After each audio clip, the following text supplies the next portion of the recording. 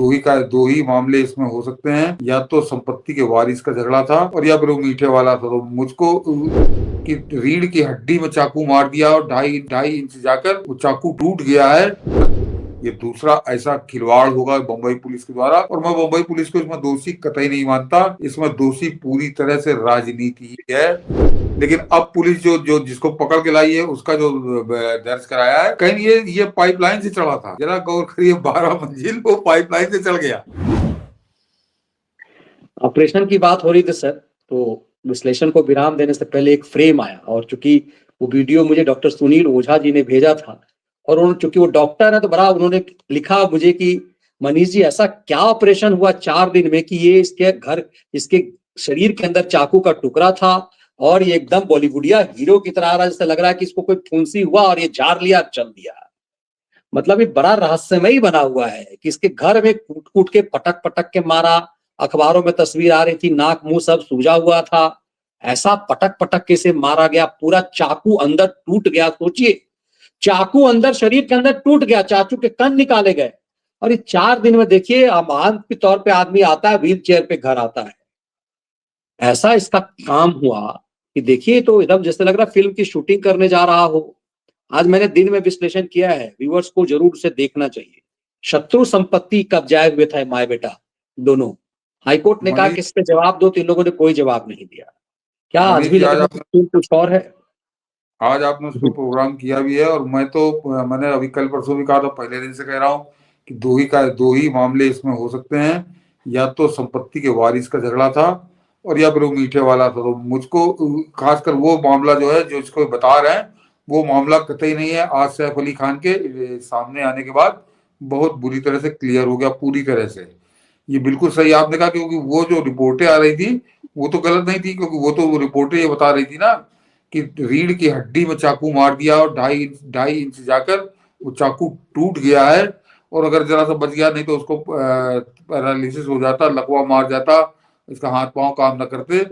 और ये 3 ही 4 दिन बाद इस तरह से बाहर आ रहा है, तो इसका मतलब अब ये बात बहुत क्लियर हो रही है कि इसका मतलब मनीष जी कहीं कुछ हुआ ही नहीं, कहीं कुछ हुआ ही नहीं। कि ये घायल अब 5 दिन ऑपरेशन कराने के बाद ऐसे मुस्टंडे की तरह जा रहा है, और उस समय चिरकुट सा कहते हैं ना कि मरगिल्ला टाइप का जो एक बांग्लादेशी है, मरगिल्ला टाइप का बांग्लादेशी इसको पटक पटक के मारता है, चाकू घोंप के चाकू शरीर के अंदर तोड़ देता है अकेले और चला जाता है। वो मरगिल्ला जो है ये बलंट के सामने में जो मरगिल्ला सब कुछ कर दिया, और ये आदमी ऑपरेशन करने के बाद दबंग की तरह जा रहा है। उस समय दबंगई कहां चली गई थी? बिल्कुल सही आप कह रहे हैं मनीष जी। जरा दर्शक इस बात को सोचें आप कि चाकू मार के चाकू टूट गया शरीर के अंदर, तो सोच लीजिए हमला कितना घातक था। इतना मतलब वो कितना ताकतवर आदमी रहा होगा वो। हाँ, और ऐसी अभी तो दुनिया में कोई सर्जरी नहीं आई कि 4 दिन के अंदर वो चंगा मंगा मुस्टंडा होके बैठ गया। तो ये कुछ छुपा रहे हैं मनीष जी। और देखिए, आपने छेड़ दिया तो मैं बताऊं कि मेरे ख्याल से आज तो, हाँ, कल ही की बात है, कल की इस पे अर्णव गोस्वामी ने बहुत बेहतरीन डिबेट की है और धज्जियां उड़ा दी हैं दिल्ली बम्बई पुलिस की कि उसने बिल्कुल साफ कहा कि ये तो आदमी जिसको पकड़ के लाए बांग्लादेशी बना के, ये आदमी है ही नहीं, ये आदमी है ही नहीं। और बाकायदे चेहरा मिलान उसने किया, कहीं ये कुछ और कहानी है जिसको हमसे छुपाया जा रहा है, और इसको ये सच सामने आना चाहिए। और उसमें ठीक ठाक मुंबई के लोग बैठे थे जिसको डिबेट कर रहा था वो, तो वो मुझे कोई ताजुब नहीं होगा, मैं तो पहले दिन से ही बात कह रहा हूँ। तो कल, और जरा मनीष जी गौर करिए कि अकेला न्यूज चैनलों में अकेला पत्रकार है जो इस पूरे फर्जीवाड़े पे उंगली उठा रहा है। बिल्कुल, लेकिन हम लोग तो बहुत उससे पहले से उठा रहे हैं, हम लोग तो लगातार उठा रहे हैं। मैं यही कहने जा रहा था कि या तो यूट्यूब में हम लोग हैं जो पहले दिन से बता रहे हैं फर्जीवाड़ा है, ये कोई इसका मतलब नहीं है, या न्यूज चैनलों में अकेला आदमी। बाकी यहाँ पे सब ढोल के साथ मंजीरे की तरह बज रहे हैं, जबकि ये पूरी तरह से आंखों में धूल झोंकी जा रही है। लेकिन मनीष जी, ये सैफ अली खान का क्या होगा क्या नहीं होगा, ये आवारा अलफंगे टाइप के लोग हैं, इनसे कोई बहुत सहानुभूति है भी नहीं। लेकिन अगर ये काम हुआ तो फिर मैं बता रहा हूं कि सुशांत सिंह राजपूत के बाद ये दूसरा ऐसा खिलवाड़ होगा बम्बई पुलिस के द्वारा। और मैं बम्बई पुलिस को इसमें दोषी कतई नहीं मानता। इसमें दोषी पूरी तरह से राजनीति है। और राजनीति पूरी तरह से दोषी है, और वो इसको इतना गंदा कर देगी, ऐसा अविश्वास पैदा करेगी अपने प्रति कि इनको आने वाले समय में समझ में आएगा। मेरा कहना है कि जनता के साथ इस तरह के खिलवाड़ कम से कम ना करें, खासकर देवेंद्र फडणवीस जरा इसका ध्यान रखें।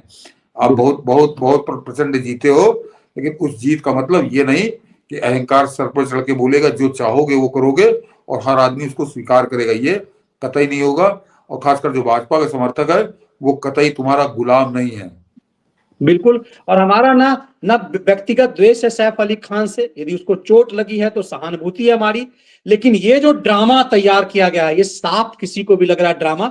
मतलब सर कोई भी आदमी अस्पताल से आता है इतने बड़े ऑपरेशन से, व्हील चेयर से आएगा, दूसरे ढंग से उसके चेहरे से लग जाता है। जो ऑपरेशन, इतना बड़ा ऑपरेशन करा करके, ऐसा नहीं कि 20 दिन से अस्पताल में भर्ती हो, अस्पताल में तो सर सामान्य से आदमी होते हैं, उनकी स्थिति खराब हो जाती है। डॉक्टर्स, अच्छे डॉक्टर्स कहते हैं घर जाएंगे तो ठीक हो जाएंगे, और ये आदमी एकदम फुटेड बुटेड अस्पताल से आ रहा है, काला चश्मा लगा करके। बार बार संदेह हो रहा। और चूंकि एक डॉक्टर ने ही इशारा किया, अपने जो व्यूअर्स हैं, डॉक्टर सुनील ओझा ने, तो मेरा दिमाग सचमुच ठनका कि ऑपरेशन करा करके कोई आदमी आ रहा है, और इतना गंभीर ऑपरेशन कि चाकू शरीर के अंदर टूट गया उसका है। और वो उसके बाद भी ये कि जो स्क्रिप्ट है, एक मरगिल्ला टाइप आदमी, मतलब दुख होता है। ये हंसी की बात नहीं है, ये इस देश के कानून के साथ मजाक है। और इसीलिए हम लोग आग्रह करते हैं, क्योंकि देवेंद्र फडणवीस एक सेंसिटिव व्यक्ति हैं, पुलिस कुछ नहीं करती। पुलिस तो सर यही यूपी पुलिस थी ना अभी 2017 से पहले, क्या आप देखिए कि क्या कुछ करती थी यूपी पुलिस, और यही यूपी पुलिस है जिस पर पूरे देश को आज गर्व है। तो फर्क है, पुलिस वही आईपीएस अधिकारी हैं, वही सिपाही, वही कांस्टेबल, वही दारोगा है। सरकार बदल गई है, उसका तेवर बदल गया, उसका कर्मकांड बदल गया। आज कोई यूपी पुलिस पे आरोप नहीं लगाता, सामान्यतः भ्रष्टाचार के भी ठीक है, लेकिन जो मुंबई पुलिस को इससे बेहतर माना जाता है। हमेशा तो कहा जाता है देश में मुंबई पुलिस और दिल्ली पुलिस, इनसे अपेक्षा की जाती है। मनीष जी जरा फर्जीवाड़ा समझिए कि हम लोगों को 5-6 दिन से लगातार दिखाया जा रहा है कि देखो ये सीढ़ी से उतर रहा था, और उसके बाद दिखाया जा रहा है कि सीढ़ी से चढ़ रहा था, कि वो कैसे सीढ़ी से गया और कैसे सीढ़ी से वापस आई, ये सब दर्शकों ने देखा होगा। लेकिन अब पुलिस जो जिसको पकड़ के लाई है उसका जो दर्ज कराया है, कहीं ये पाइपलाइन से चढ़ा था। जरा गौर करिए, 12 मंजिल वो पाइपलाइन से चढ़ गया। क्या कौन सा नट था, क्या बंदर की तरह चढ़ा कि वो सैफ अली के खान के घर वो पाइपलाइन से चढ़ के चढ़ा। तो अगर वो पाइपलाइन से चढ़ा तो तुम वो फोटो किसकी दिखा रहे हो बकायदे सीसीटीवी में सीढ़ियों पे? तो अपने बात जब आपको झूठ बोलना पड़ता है तो फिर उस झूठ के लिए आपको 1000 झूठ बोलने पड़ते हैं। सच बोलो तो कहीं कोई झूठ बोलने की जरूरत नहीं है। नहीं, फिर अदालत में इस मामले को पुलिस साबित नहीं कर पाएगी, वो जो है सो बड़ी हो जाएगा, केस स्टंट हो जाएगा, क्योंकि सजा तो पुलिस दिला नहीं पाएगी इसको। ये आदमी बड़ी हो ही जाएगा, उसके बाद कोई याद नहीं करेगा कि आखिर हत्यारा कौन था, क्योंकि विक्टिम को भी इससे कोई मतलब नहीं है कि अपराधी पकड़ा जाए, क्योंकि अपराधी तो कोई ऐसा बाहर का दिखाई दे नहीं रहा है। हाँ, और वो जो मनीष जी ने जो आज कार्यक्रम किया है कि वो शत्रु संपत्ति विरासत वाला, बहुत बेहतरीन एंगल है, निश्चित तौर पर उसी की भूमिका है।